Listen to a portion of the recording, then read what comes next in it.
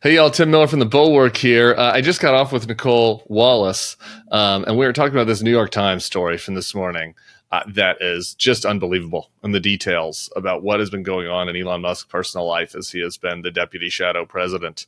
I mean, if even an iota of what is in the New York Times is true, it is just really alarming about the mindset of the person who was as powerful and influential as anyone in the world over the first 3 months of this year. The idea that it's possible that he was taking so much ketamine that he lost control of his bladder. I mean, that's got to be a wake-up call, you know? Anytime you're doing enough drugs that you pee your pants, okay, that should be the moment that you start to think, maybe I should dial it back a little bit. We also talk about Taco and the tariff regime, and it was good. It's a long hour I got to spend with her over on MSNBC here in my hotel in Nashville. It's great to see many people out here in Nashville supporting the Bulwark. We appreciate you all very much. Subscribe to us right here on this feed on YouTube, and hopefully I'll get to come see you in your city sometime soon. Stick around for me and Nicolle and some Elon talk. Tim, I'm going to start with you because I know this is economic in nature and is about trade, but it's really about Donald Trump and the absolute tsunami of baloney that comes from his mouth. 90 deals in 90 days is in the same vein as Mexico's going to pay for the wall. There are no deals. There is one framework, and in the words of Scott Bessent, one stalled conversation that has commenced with China. That is it. Yeah, can you have a bologna taco? That doesn't sound very good. I was trying to mix our food metaphors with the Trump trade deals. Look, here's the thing about all this.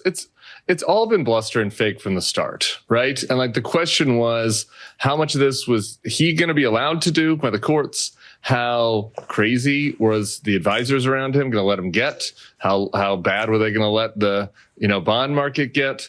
But it is the whole Trump MO. On this, it's this, as you mentioned, it is how he was as a businessman. It's exactly the same thing that we're seeing in the Russia-Ukraine negotiations. I was just kind of listening to you talk about how we had 90 deals in 90 days, and then it's going to be a few days and a few more days. It's the same thing as the Russia-Ukraine thing. Mm-hmm. He keeps saying it's going to be 2 weeks. We're going to solve it in 2 weeks. In 2 weeks, he's been saying 2 weeks for 3 months. So, like, that is just the reality of this. It's chaotic leadership. He has a direction that he wants to go, which is he wants people to come in and ask for him for favors, and he wants to feel powerful. And the tariff card allows him to do that. But there's no actual plan here. And I was mostly struck by listening to Bessent over on Fox. And it's like, the Chinese will come to the table, he said, I think, when Trump lets his priorities be known. It's like, what have we been doing so far? Like, the Chinese don't know what Trump's priorities are? I thought we had a deal with the Chinese. Like, it's all smoke and mirrors because they can't make any deals because the courts might not allow it, and they don't know what the boss wants day to day.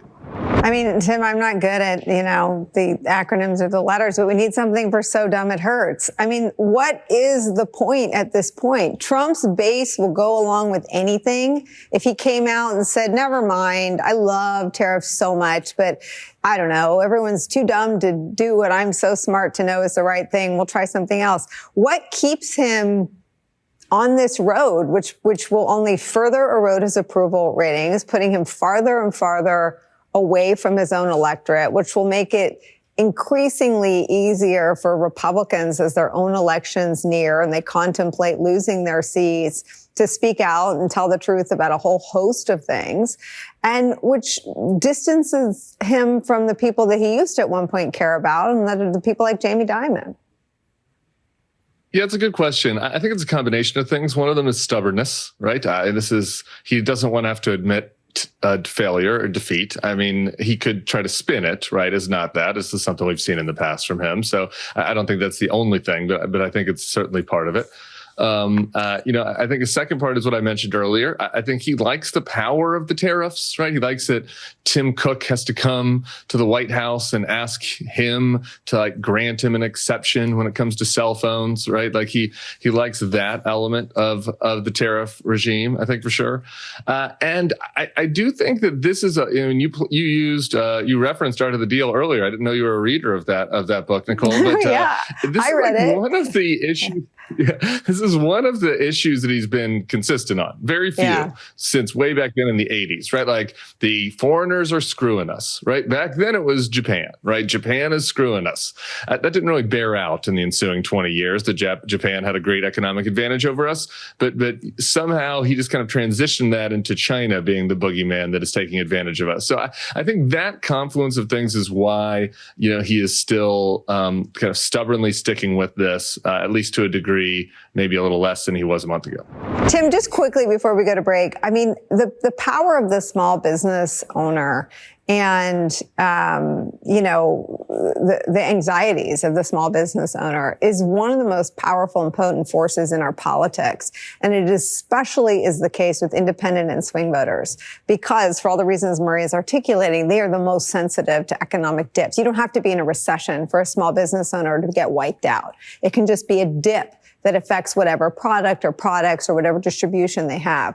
Why isn't there more political alarm for Republicans who represent small business owners? This is a good question. I think I've mentioned on the show before, I talked to somebody in New Orleans who owns this kind of a tchotchke shop for tourists, right? And a lot of the materials there is from China, not all of it. And when the tariffs were 145, she was telling me that, her business is going to go under, like the business can't continue. Now that it's at 30, I checked back in with her, and basically the feedback is, I still don't know what to do, right? Like it takes a long time to get this stuff across the ocean. And what happens if he has a tantrum and it goes back up to 80? By the time it comes to the port, then I have to pay it. Then we're going to go under again. And so, I think there are a lot of individual small businesses that are going through situations like that. And I think that part of the reason why there isn't more political alarm is like that all just takes time to filter through. And I think that right now Republicans are still caught in this place where the thing they're the most scared of is getting on the wrong side of their own voters who want them to be loyal to Trump. Polls continue to show that right now. And so that is their highest and best purpose. I'm not excusing it, obviously. I find it gross, but I think that's just the political reality of Republicans on the Hill.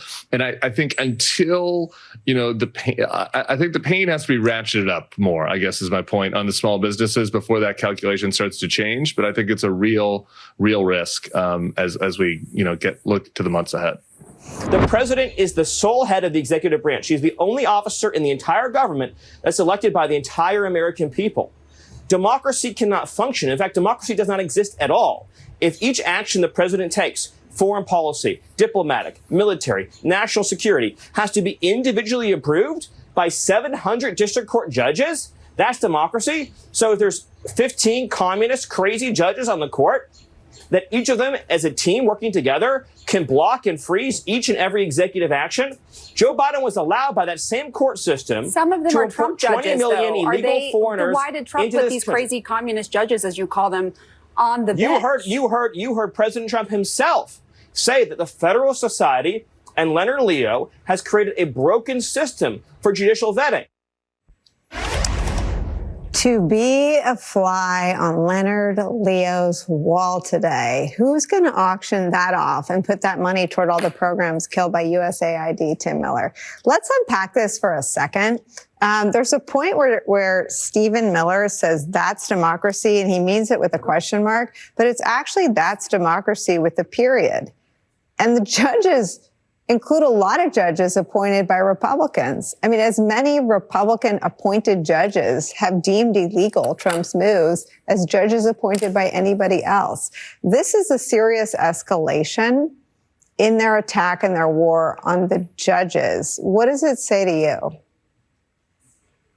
It is. I'm happy you mentioned that because I was going to say it too. At some level, it's like, should we even take seriously this administration's comments on democracy and they're pretending to care about democracy when they literally tried to overturn the election in 2020. We shouldn't.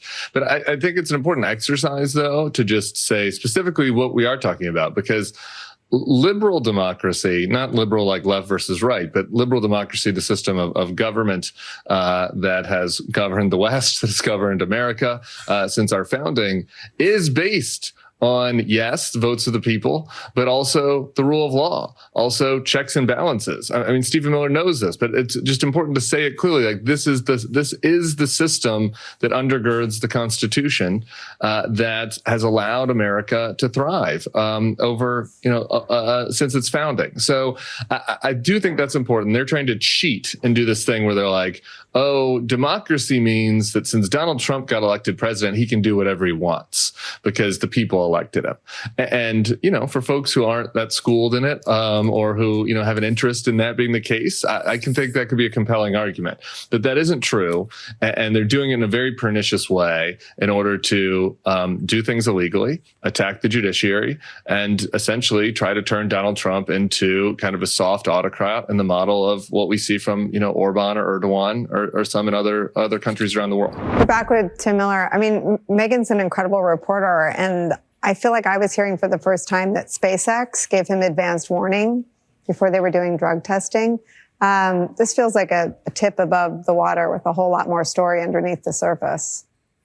Yeah, it was truly a remarkable story that I devoured immediately this morning, and it was interesting to hear, a couple of additional layers there from Megan. So kudos to her on the reporting. I guess I have two thoughts about this. One is kind of comedy, and one is pretty tragedy, more like tragedy. The comedy is like, I have pretty libertine views when it comes to people's personal lives and what they want to do. If you're using so much ketamine that you have bladder control issues, like, it might be time for a lifestyle change. Might be time to consider yoga or something else. So that is true what she's reporting. And that's way too much ketamine. I think we can just leave it at that. The tragedy part of this is that this guy, whatever the details are true, is a total megalomaniac. He's the richest man in the world. You've seen his power and influence. He could have used it for anything. He could use it for good. There are obviously areas where he has real expertise, particularly when it comes to some of the stuff around what SpaceX has done that other companies have been able to do. The fact that he used all of this power and influence to be the tip of the spear on a just horrific gutting of aid for the poorest and most vulnerable people from throughout the world, a type of aid that at a bipartisan level, both Republican and Democratic administrations for our whole lives have been committed to. And the fact that this guy gets in there with his pill box, allegedly, and decides that, like, the thing to do is slash and gut and eliminate, this critical medical aid, this critical food aid and support for the most vulnerable people all the way throughout the world. That is the thing that just really makes you sad and angry at the same time. What's interesting is that a lot of the reporting, and Megan described it sitting here, comes from people who are not his critics, people not like you and me, but people who were his friends. Let me read that to you. As Musk jumped into the political arena, some people who knew him worried about his frequent drug use, mood swings, and fixation on having more children. This account of his behavior is based on private messages obtained by the New York Times, as well as interviews with more than a dozen people who've known or worked with him. Quote, Elon has pushed the boundaries of his bad behavior more and more, said Philip Lowe, a neuroscientist and one-time friend of Musk's, who criticized him for his Nazi-like gesture at a rally. In a January newsletter explaining why their friendship ended, Sam Harris, a public intellectual, wrote that Musk had used his social media platform to defame people and promote lies. Quote, there's something seriously wrong with his moral compass, if not his perception of reality, Dr. Harris wrote. Tim, you get the last word. Before the break, you quoted from Sam Harris, and I had him on the podcast after he wrote that Substack post about his friendship with Elon and how it fell apart. And his main point is something that we can all see. It's just like, regardless of what he's doing recreationally, like the posts that he's putting out there on his social media feed that he's forcing everybody to see through their For You page are totally unhinged. Yeah. And so he either is knowingly spreading all of these lies, or he has lost touch with reality to such a degree that he can't tell truth from fiction. I mean, he is reposting the craziest people on the internet and the most malicious.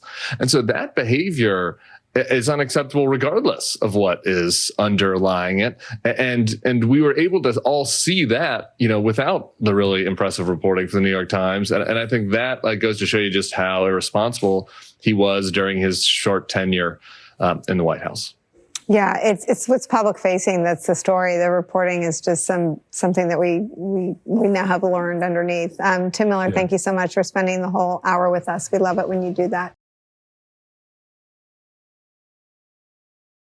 Hey guys, it's Tim and Sarah. We're here with my frenemy, John Lovett from Love It or Leave It. June is Pride Month, and we're going to be live in D.C. on June 6th for World Pride for a very special live show fundraiser featuring the three of us, plus some gay special guests. Crooked and the Bulwark will be donating the proceeds from this fundraiser to the Immigrant Defenders Law Center to support Andre Romero, the makeup artist who the Trump administration wrongly disappeared to El Salvador and who is currently being held in Sakat. Go to crooked.com/events. And we will see you all on June 6th.